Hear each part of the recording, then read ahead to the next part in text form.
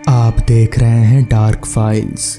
तो चलिए बढ़ते हैं आज की इस कहानी की ओर। आज हम आपको मिलाते हैं हमारे मित्र वीर बहादुर जी से। जैसा नाम वैसे ही दमदार आवाज, वैसी ही कद काठी और निडर व्यक्तित्व। वीर बहादुर जी करीब 6 फुट के होंगे।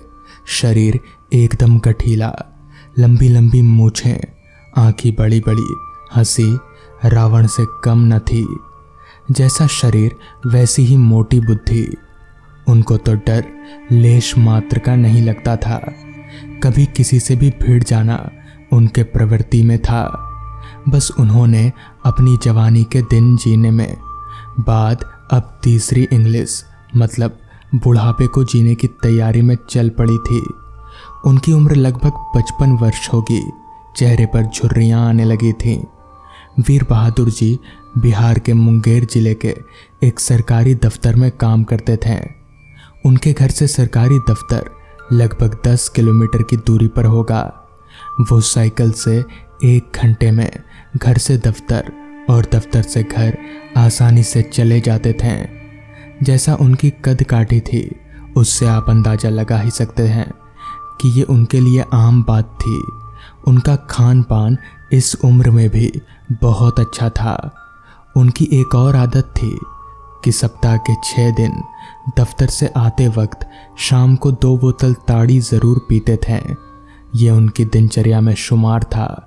सुबह उठना, 100 दंड बैठक लगाना, 30 मिनट की दौड़, फिर बहुत सारा कसरत करना, ये आम बात था। सुबह 5 बजे से ये सब शुरू हो जाता और ये सब ख़त्म कर आधा लीटर दूध अकेले गटक जाते हैं। फिर खाना खाकर दफ्तर निकल जाते थे। ये बात सन 1980 की है। चलिए सुनते हैं वीर बहादुर जी की कहानी उन्हीं की जुबानी। आज दोपहर 3 बजे हम लोगों की तनख्वाह बटी और जिस दिन तनख्वाह मिलती है उस दिन तो मुझे बहुत खुशी मिलती है, क्योंकि एक दिन मैं मन भर के ताड़ी पीता हूँ। सो अब तो मुझे जल्दी है कि मेरी छुट्टी हो जाए। तभी बड़े साहब मेरे डेस्क पर आकर बोले, अरे वीर बहादुर, ये 3 फाइल आज कंप्लीट कर दो, ये कल जानी है। तो इस पर मैंने कहा, पर साहब अब तो 3 बज गए हैं। तो इस पर साहब ने कहा, तो क्या हुआ वीर बहादुर, 3 ही तो बजे हैं, अभी परेशान क्यों हो रहे हो? हमें भी पता है आज तनख्वाह का दिन था, आज तुम मज़े करोगे, पर उससे पहले थोड़ा काम कर लो, फिर शाम को तो मज़े करना ही है। इस पर मैंने कहा, अच्छा साहब कर देता हूँ। कहकर मैं काम में लग गया। क्या करता, 3 घंटे थे, मना कैसे करता। हाँ, पर काम जल्दी जल्दी करने लगा कि काम के चक्कर में मैं आज लेट ना हो जाऊं। आखिरकार काम ख़त्म हो ही गया, जिसके बाद मैंने बड़े साहब को 3 फाइल देते हुए कहा, साहब देख लो सारा काम हो गया है, अगर आपका काम ख़त्म हो गया होगा तो मैं जाऊं? इस पर बड़े साहब ने कहा, हाँ हाँ जाओ, गुस्सा क्यों होते हो, जाओ। जिसके बाद मैंने अपनी साइकिल उठाई और पहुंच गया ताड़ी के दुकान पर। आज तो मुझको रोकने वाला कोई ना था। रोज 2 बोतल पीता था, आज तो 5 हो गई और मुझे पता भी नहीं चला।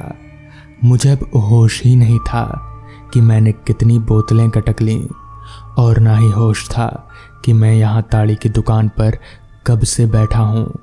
एक आदमी ने मुझसे कहा, भैया घर कब जाओगे, 9 बज गए हैं, आप होश में नहीं लग रहे हो।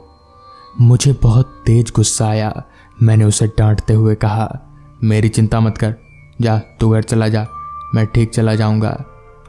और बोलते हुए मैंने अपनी साइकिल उठाई और लड़खड़ाते साइकिल चलाते निकल पड़ा अपने घर की ओर। आज देर भी हो गई थी और मैं अपना रास्ता भी भटक गया था। मैं चलते चलते किसी गलत रास्ते पर आ गया। सड़क एकदम सुनसान पड़ी थी और आगे जंगल शुरू हो गया। उस जंगल में एक पगडंडी जा रही थी, पर मुझे होश कहाँ था कि मैं कहाँ जा रहा हूँ। मैं साइकिल को पेडल मारता हुआ जंगल में घुस गया। एकदम गहरा अंधेरा। अगर कोई और होता तो उसकी ऐसी की तैसी हो जाती, पर एक तो मैं नशे में था, दूसरा कि मुझे किसी से डर नहीं लगता था। जंगल में घुसते ही झिंगुरों की आवाज़ गूंजने लगी। जंगल के सन्नाटे के साथ साथ एक ठंड का एहसास होने लगा। 2 घंटे हो चुके थे, पर मैं रास्ते में ही था और नशा भी अब कम हो रहा था। अब धीरे धीरे मुझे एहसास होने लगा कि मैं गलत रास्ते पर हूँ, पर मैं आगे बढ़ता रहा। अचानक मेरी साइकिल की चैन उस घने जंगल में उतर गई। मैं साइकिल से उतरा और अपने साइकिल की चैन चढ़ाने लगा। साइकिल की चैन चढ़ा के जैसे ही साइकिल चलानी शुरू की ही थी कि फिर से चैन उतर गई। फिर से मैंने चैन चढ़ाई और फिर एक बार चलने की तैयारी की तो फिर से चैन उतर गई। मैं भी बहुत जिद्दी था। मैं बार बार चैन चढ़ाता और बार बार चैन उतर जाती। ये हादसा तकरीबन 20 बार हुआ होगा। उसके बाद आवाज़ आई, मैं भी देखता हूँ तू चैन कैसे चढ़ाता है। मुझे कोई ललकारे मुझे कतई पसंद नहीं था। मैंने भी चैन लगाते हुए ज़ोर से बोला, मैं भी देखता हूँ किस माई के लाल में दम है जो मुझे चैन लगाने से रोकेगा। और ये सिलसिला चलता रहा। मैं बार बार चैन चढ़ाता और चैन फिर से उतर जाती। ये सब करते करीब 2 घंटे बीत गए। मैं पसीने से तर हो चुका था। तभी आवाज़ आई, मान गए तुझे, न तू डरा और ना ही तूने हार मानी। तेरी जगह अगर कोई और होता तो कब का साइकिल छोड़कर भाग चुका होता। और जो डर जाता है वो हमारा शिकार हो जाता है, पर तू बिल्कुल भी नहीं डरा और ना ही हार मानी। हम सब तुझसे खुश हैं। जा अपने घर निकल जा। पहले तो मैं नशे में था, इसलिए जब पहली बार आवाज़ आई तो मैंने सोचा कि कोई मुझे बोल रहा है। पर अब 3 घंटे से ये सब होते होते मेरा नशा भी कम हो गया था।